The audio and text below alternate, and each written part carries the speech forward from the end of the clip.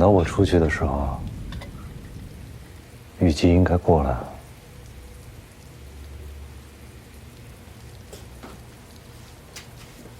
你不委托律师，打算自己走出去啊？在听证会上，我可以自己陈述。自辩？你天天关在这儿，怎么自辩？我被关在这里，不知道外面任何的事情，但是有一个人会把外面的信息带给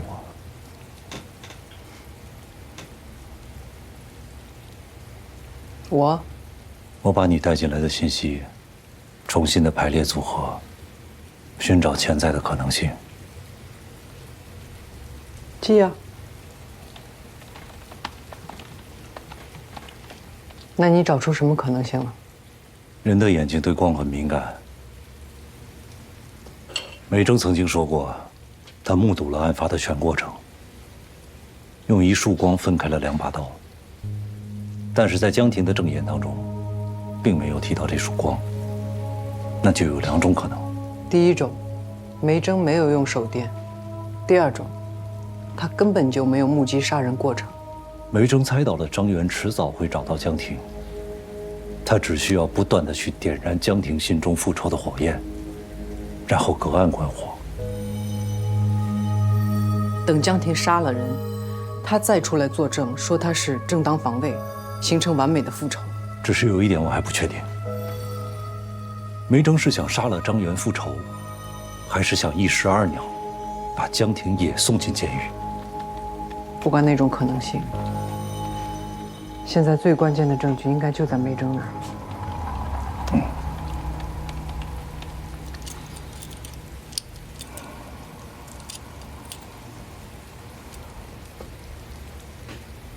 是手铐不舒服吗？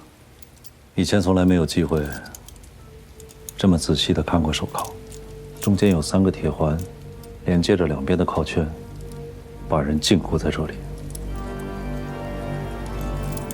如果说手铐的2端是李沐风和江婷，那么中间连接他们的这个铁环就是梅征。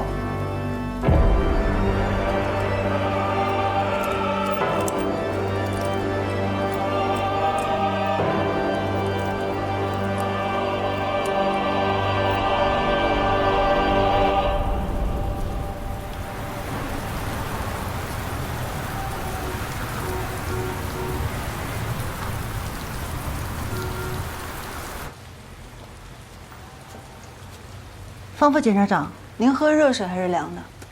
热的，谢谢。你是从这儿看到江婷家的吗？啊，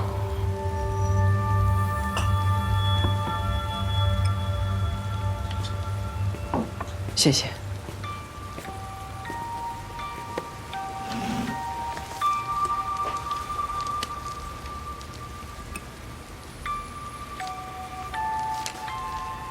师姐，好像你每次看到我都挺紧张的。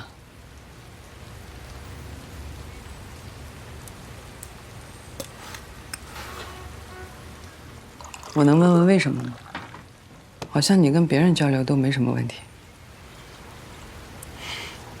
因为他们都是普通人，你是来问话的。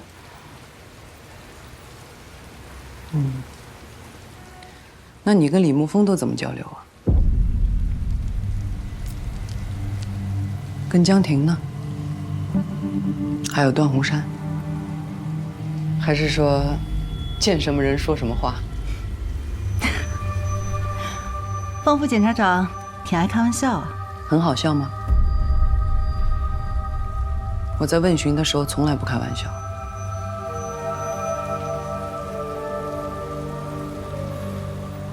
其实，在你接手这个案子之前，我也跟检察官有过一些接触。知道，段主任，但他现在是嫌疑人，所以我需要你把你跟江婷的关系再跟我解释一遍。好，我跟他是同校的校友，我也是，我还是他同班同学，但我不会去他家做饭。我也不会。是吗？你不会吗？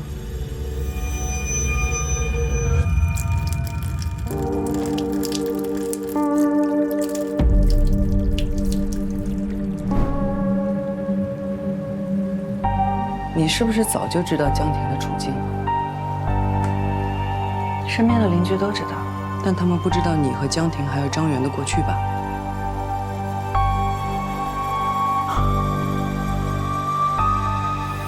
怎么，就因为他是江婷的丈夫，我跟江婷的接触就变成同谋了？我做什么事情就是蓄意报复，是吗？我不是这个意思。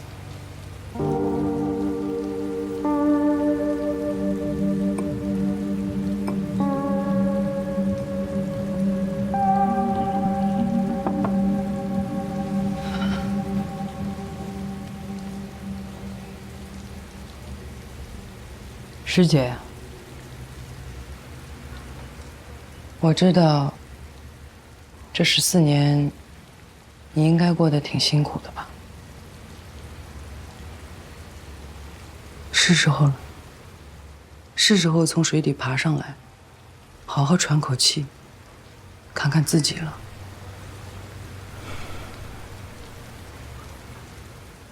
很多人在成长的过程中被摧毁过。因为我也有过，所以我理解你的止步不前，不肯翻篇儿，心如死灰，好像全世界只有2种方式能拯救我们了。第一种是找回失去的，我只是想要说出真相。第2种却是摧毁我们憎恨的，是这样的感觉吧？我也从泥潭里爬上来过，所以我想告诉你，会不会有第3种可能性呢？你想过吗？我们都只活一辈子，不能永远被过去绑架吧？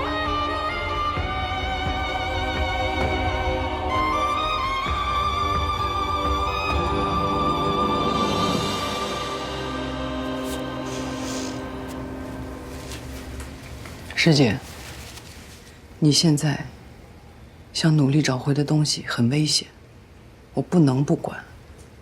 你要包庇的东西，是我擅长挖掘的。请你一定要相信我，我跟你说这些不是无端的揣测。我再问你一次，你跟江婷是合谋吗？给我做了1桌子菜，你倒是先走了。孩子睡了。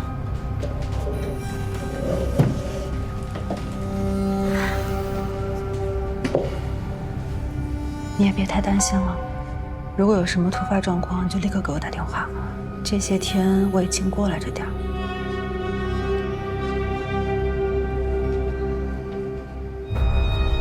要不这样，我在对面装一个机器。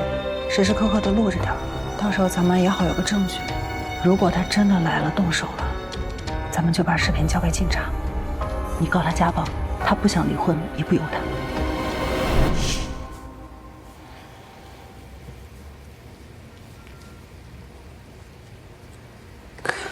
我只想要帮他，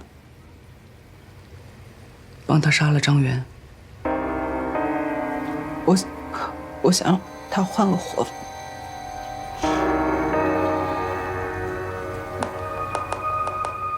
所以这一切都是你计划的。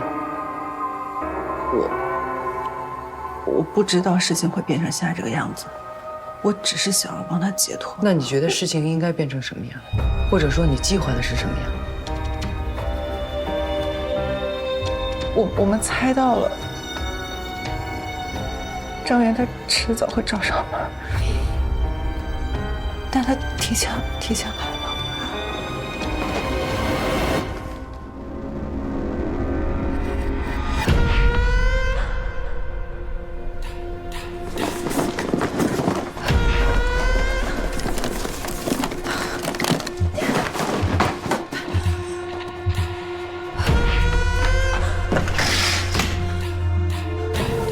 张元不仅提前来了，而且还打了江婷。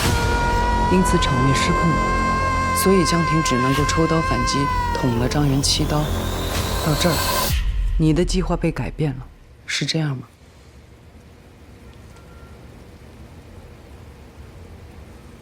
我们没有计划。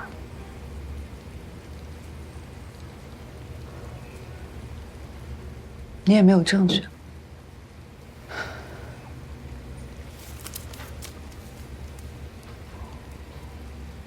师姐，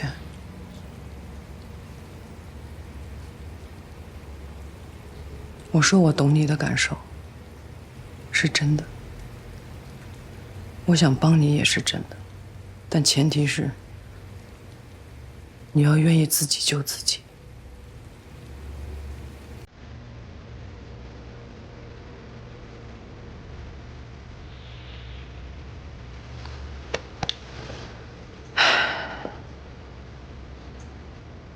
对江婷，你算是以德报怨。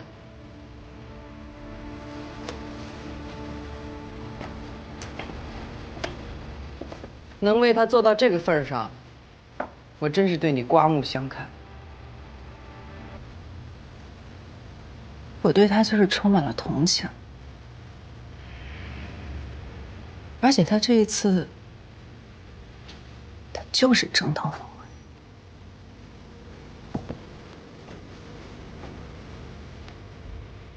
政务呢？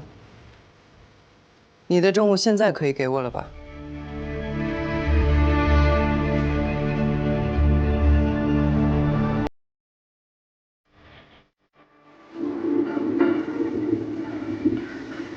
姐，既然有这个录像，梅珍为什么不早拿出来呀？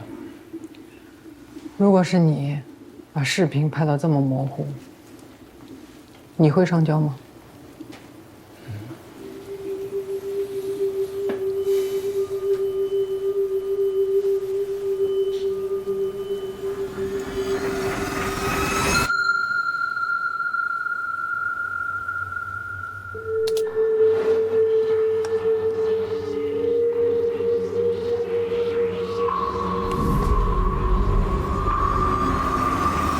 光，你能不能不要一惊一乍的，太吓人了。对不起对不起，梅珍提到的那一束光真没有。所以，段洪山的推论是对的，梅珍也许没有亲口承认，但我想他大概率是做了伪证。难怪啊，他会在听证会上专门把张元点出来，对吧？梅珍早就做好了局，但事情并没有按照他的计划进行。那要这样的话，梅珍已经构成犯罪预备了。但是犯罪如果是停留在预备阶段，梅珍有杀死张元的动机，但因为意外行为终止，客观证据呢？又有新的危险进入，那江婷应该怎么定性呢？不在计划中的现实危险，江婷的行为如何定性？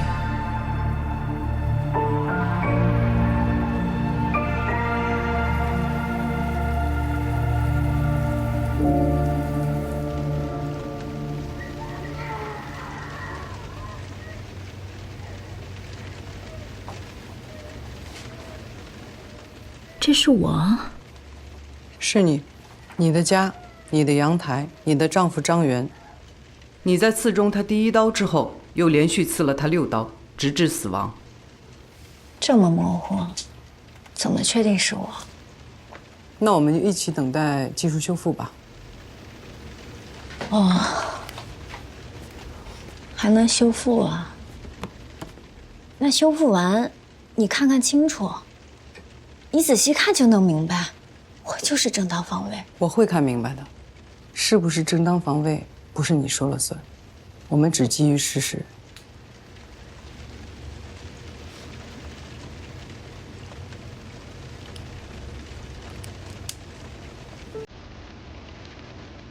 14年前，我是你班长；14年后，你是审判我的检察官。我审判不了你，我只能给你定性。我的定性基于真实，所以，我希望你一五一十的把你知道的一切都告诉我。我救不了你，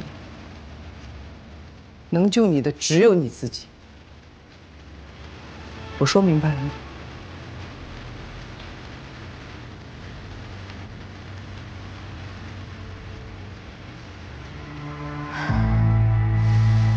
那个本该是我仇人的女人，是她把我从深渊里拉了出来。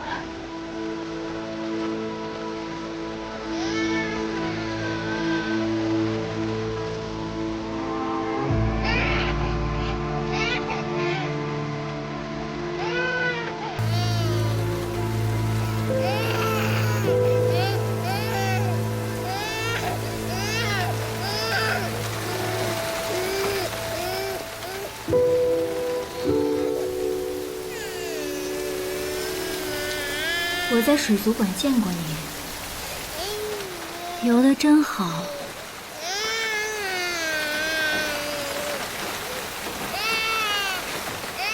我会在那儿工作，有你的功劳。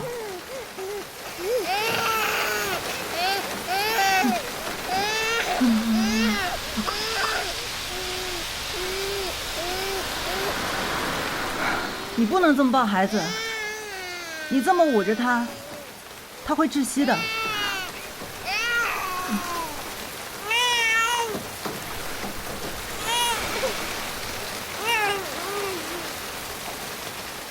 坐几路车？28路。回家？不回去。我们不回去。不回。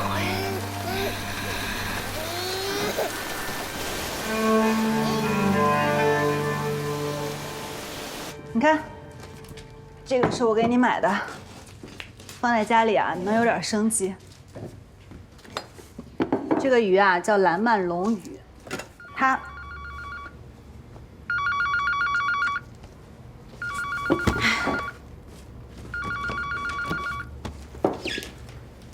喂，您好。江婷，你胆儿大了呀你！啊，竟敢带着孩子跑了！老子告诉你，我一定会找到你的。离婚，想都别想！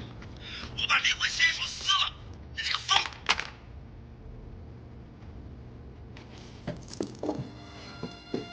怎么了？他骂我，骂我疯了，就带着孩子跑。他一定会找到我。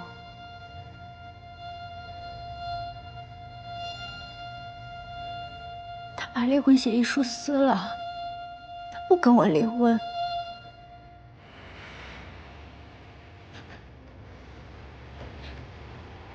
他说我是他的福星，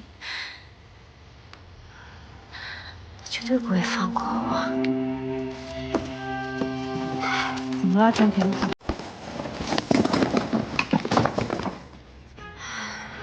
江婷，江婷，冷静。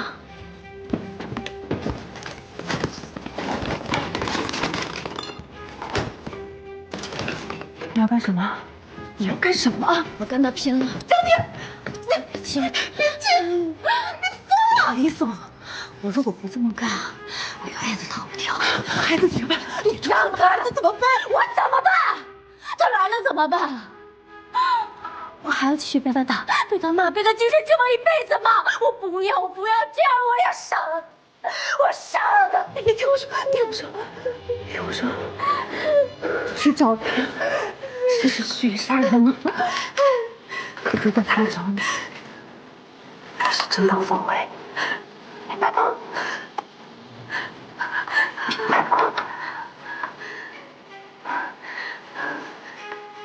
正当防卫。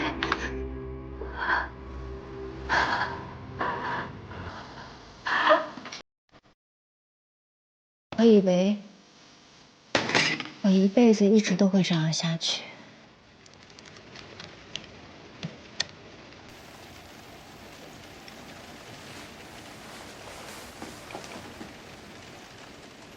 你现在这样的处境，我是同情的。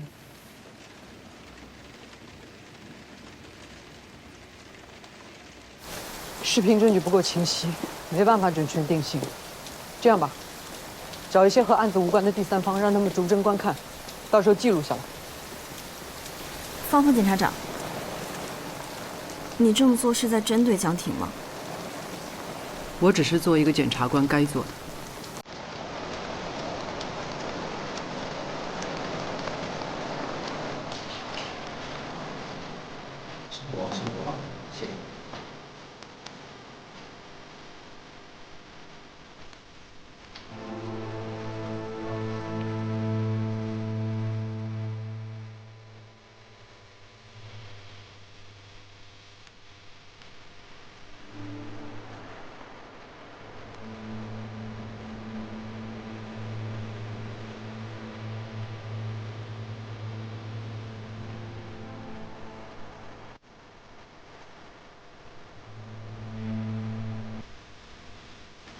检察官，哪个地方？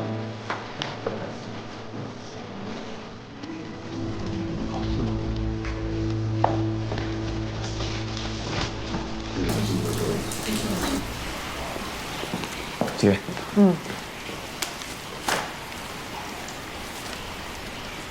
通知大家召开联席会议。好。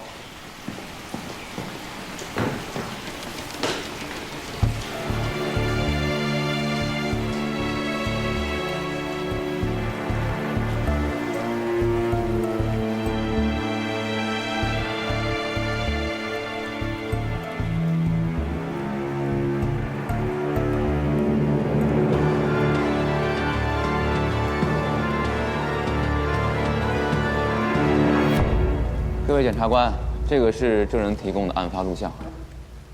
关于江婷杀夫案，我希望各位能够各抒己见。当晚，张元闯入江婷家是带着刀的，江婷面临着巨大的生命威胁。综上，我还是坚持正当防卫。正当防卫的判断标准里，要看不法侵害的紧迫性。江婷持刀刺向张元第一刀时，他已经失去了攻击性，江婷的危机已经解除。然而他继续持刀，又捅了张元6刀，所以我认为这6刀完全可以判定为故意伤害。昨天晚上，我们连夜收集到了5组旁观者根据同一视频给出的各自主观描述，请大家看一下。第一组，江婷持刀狠狠地刺中张元，张元倒下之后，江婷补刀，动作凶狠，连刺了6刀。第二组，张元拿刀将江婷逼到了阳台，江婷受到惊吓，好像闭上了眼睛，刺向张元，等刺完7刀，他才睁开眼睛。不一样的人有不一样的倾向性，我们总说要客观，但是到底有多少人能够做到绝对客观呢？我看了最新的讯问笔录，江婷已经承认，说只要张元敢上门，就算杀了他，也算是正当防卫。这不更说明他有杀人的意图吗？而且他确实买了一把新刀。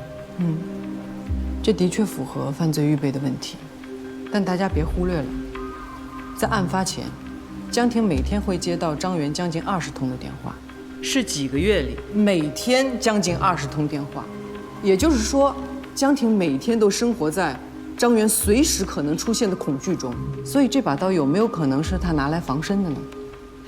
我们得设想一下，什么样的情况让江婷必须买一把刀防身？我们总强调正当防卫的判定要看不法侵害的紧迫性。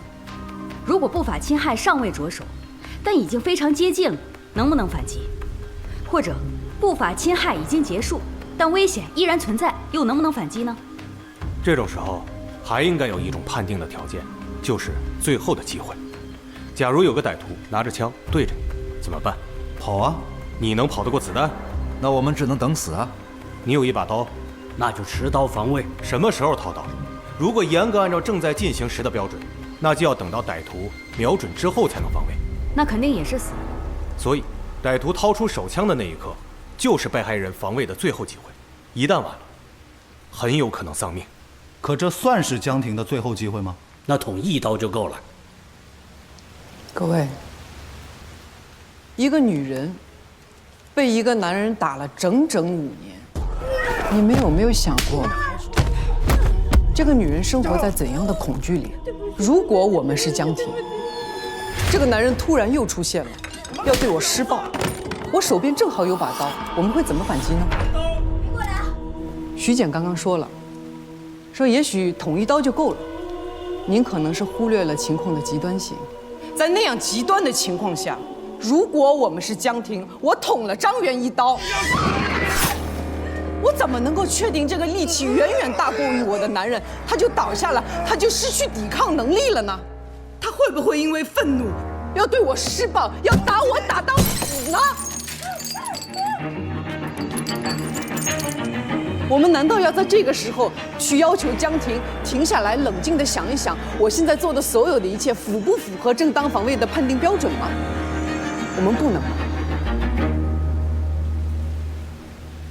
我们现在所有人都坐在这里，客观的、冷静的，喝着茶，看着这短短几分钟的视频，但我们是不是也应该站在江婷的角度想一想呢？如果我是江婷，如我在诉，这几分钟是我逃脱不法侵害的最后机会，我必须反抗。我们不能够要求一个受害人必须是一个完美的受害人，就像我们不能够要求一场正当防卫必须是一场完美的防卫。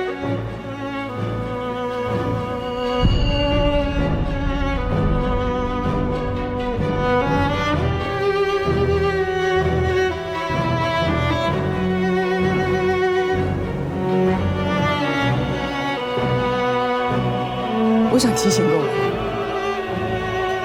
作为检察工作者，我们面对各种各样的犯罪，不能只关注法律本身，而对案件中的人熟视无睹。因为我们办的不是案子，是别人的人生。因为法不能向不法让步。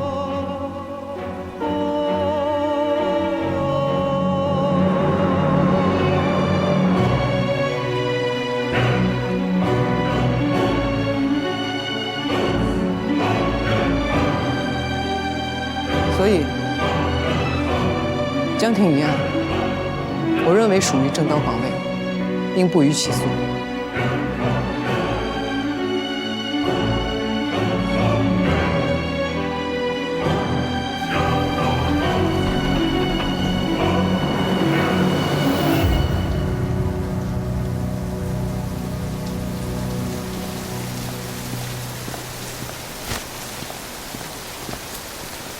雷律师，你们辛苦了。最近这2天他一句话都没说过，可能是压力太大了，你还得多费心。谢谢。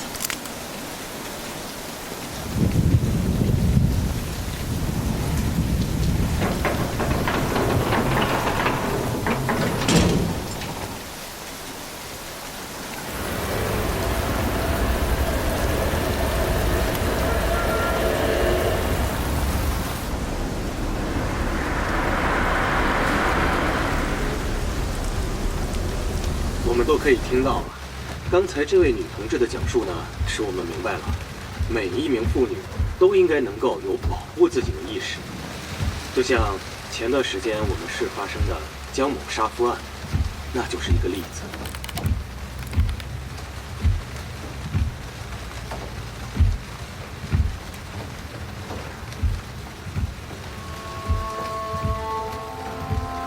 陈主任，你平时得多去3中走一走、看一看，给那里的师生做做指导。那我们这些做家长的，是不是就才放心啊？给姐姐分享一下。来，陈主任，我接一个。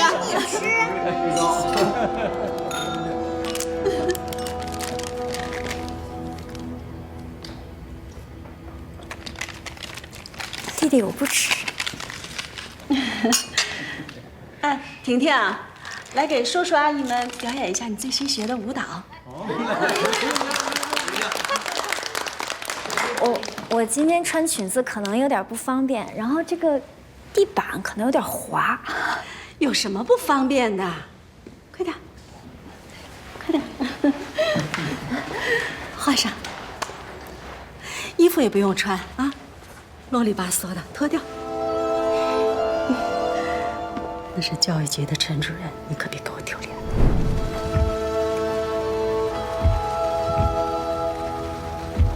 想吃就吃吧，吃吧。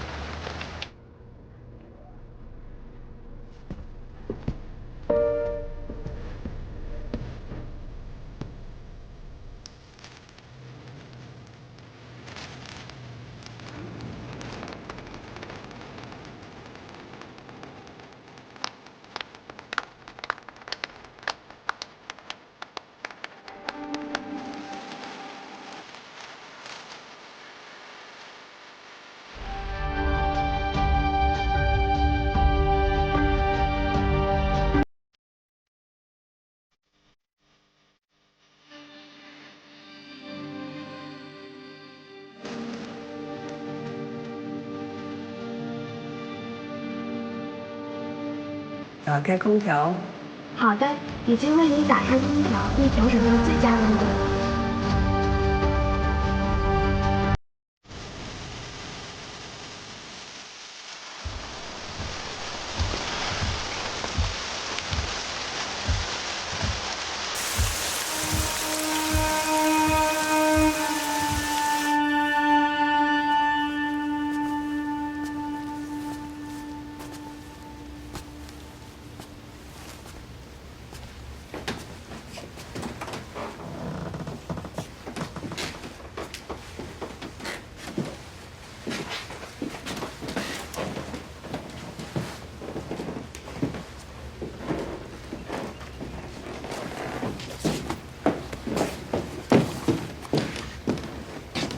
怎么回来也不跟我说一声？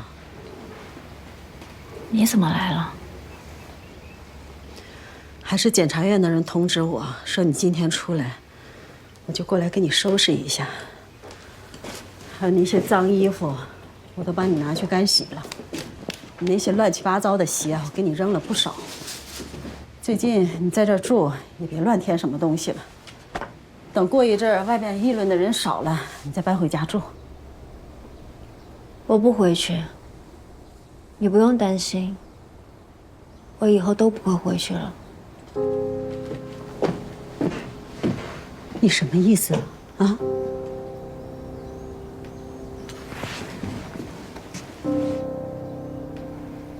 我问你啊，我在里面待了那么长时间，你为什么一次都没来看我？你还好意思怪我？啊？我头昏要强了一辈子，我一直也以为我的女儿在外面杀人啊！谭瑞丽，你知道吗？现在多少人在背后看我笑话？领导今天让我放假回家休息，避避风头。啊！你不要以为就你一个人。你走吧。你黏我，江婷。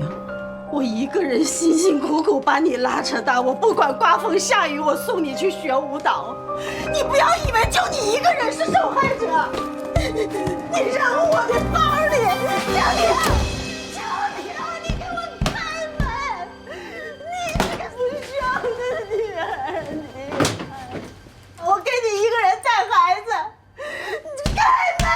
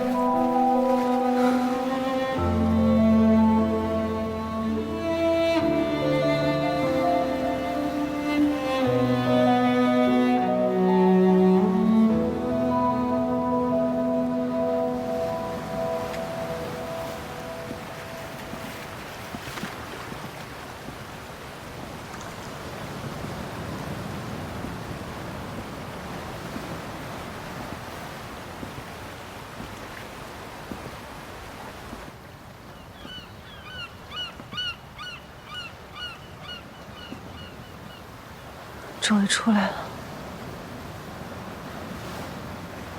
出来了，又像没出来。我一直都欠你一句话，也欠他一句话。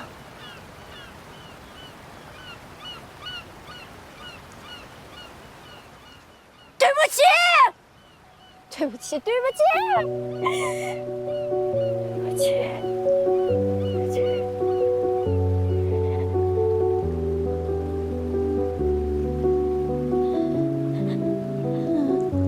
清晨微风吹散翻涌，窗台之外是悬崖的灯红，走过路口，这一切发生的太快，装种子跟做梦一样。过去了，推板听不出来感受，都过去了。孤单徘徊，夜深沉默，善良期待，辗转中相守，冷暖尝过，身份如漩涡，山台你知道我为什么一直都不敢穿短袖？伤人，幻想难眠，微笑中释然，漂泊间依然命运的光阴。你喊，你喊！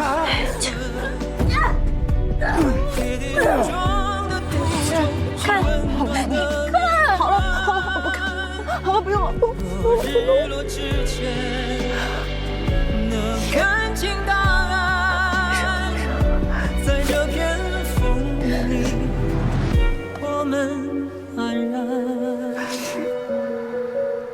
10几年前我做错事，你说什么都不懂，犯了错，伤害你，可伤害了他，跟程远在一起，这10年是我的报应，我会带着愧疚，用一辈子去偿还我欠的债。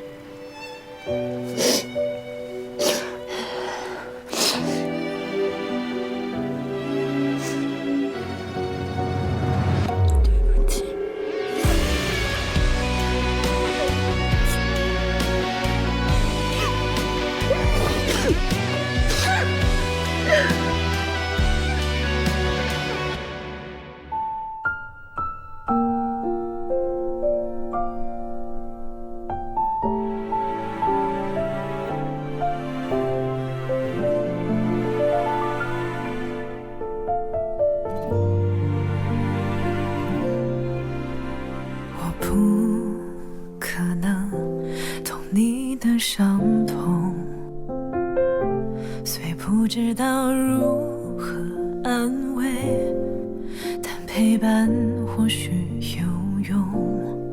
只愿此刻风和世界能带走你的迷雾，我依然在你左右，像星光守着夜空。